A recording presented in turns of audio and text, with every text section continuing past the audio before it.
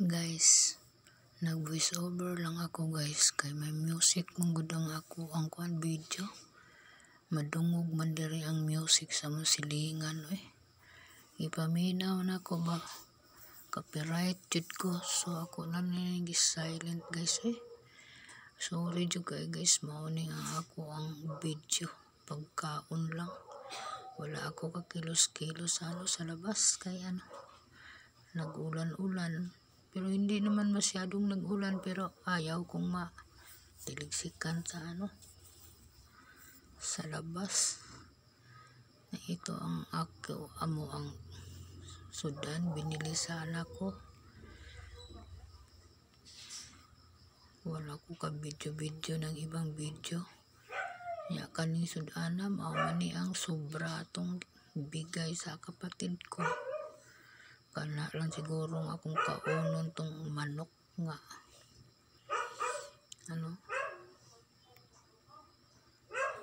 niluto ni tatay. Nasa diri nag-aw-aw nga ero. Paita ba ning magkwanta Ako lang ang ipakita ninyo guys ang ulam na abigay sa ako ang kapatid.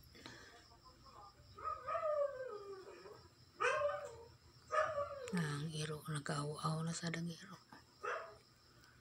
Lisura gyud Kung dili ta makapiright sa music, are ta diri sa voice over na asay daghang kang langas. Ingay-ingay, iro, ang aso. Kana lang puso sa kabuk ka ng manok.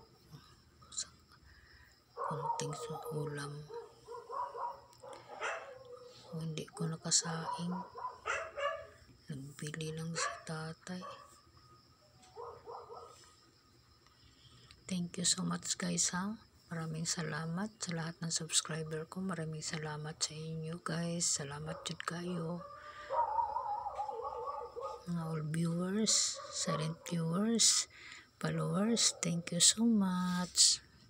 Maraming salamat sa inyo guys. Ito lang ang video ko guys na mga ulam lang ni akong binibidyohan. Kani ang naiwan sobra kagabi. Basta kay ulam puros ang video ko. Makita ninyo.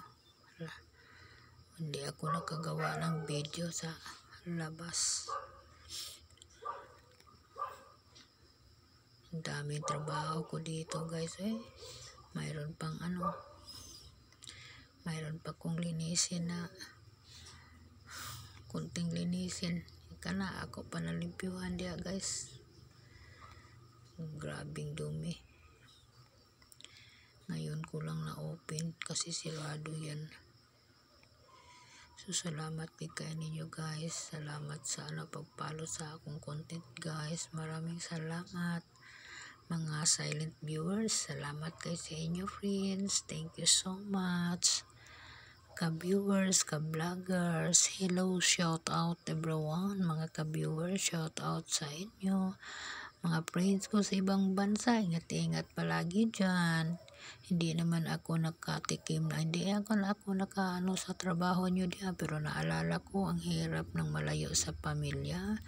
Mag-ingat palagi.